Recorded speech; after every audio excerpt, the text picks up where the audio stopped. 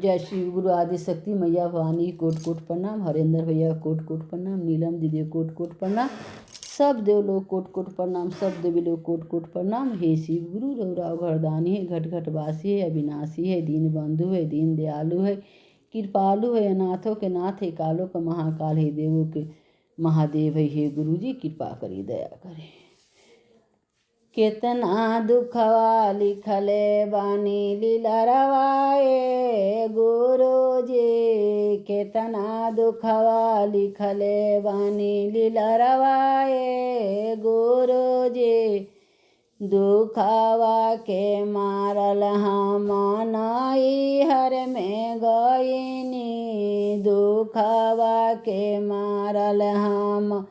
नाई हर में गईनी, माए बाप लिहले मुहमा फेरिए गुरु जी,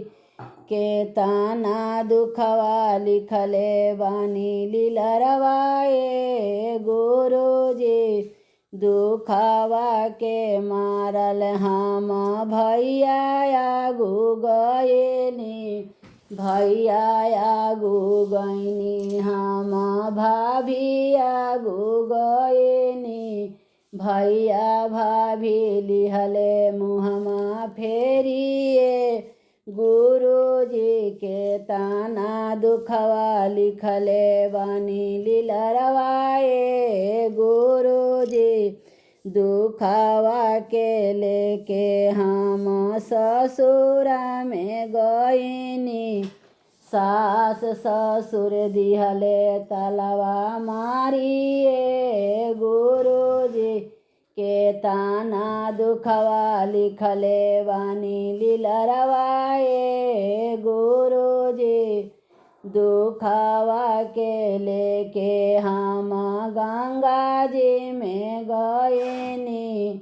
गंगा जी बहेली बलुआ रे तवाए गुरु जी, के ताना दुखवा लिखले बानी लीलरवाए गुरु जी, के ताना दुखवा लिखले बानी लीलरवाए गुरु जी, दुखवा के लेके हम चराचा में गईनी, सब दुखवा गईले पराए गुरु जी, के ताना सुखवा दिहनी मोर लीलरवाए गुरु जी, के ताना सुखवा देले बानी लीलरवाए गुरु जी, सुखवा के लेके हम नाई हर में गईनी, माए बाप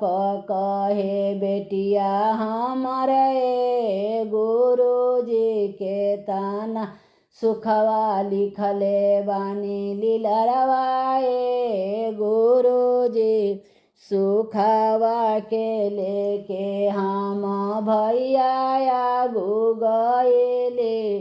भैया आगू गएले हो, भाभी आगू गएनी, भैया भाभी कहे ननद हमारे गुरु जी, भैया कहेला बहिनी हमारे गुरु जी, के ताना सुखवा लिखनी मोरा लीलरवाए गुरु जी,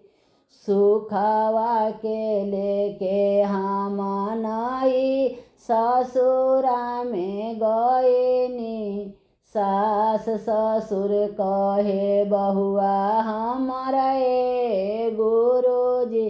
के ताना दुखवा दिहा, के ताना सुखवा लिखनी मोरा लीलरवाए गुरु जी,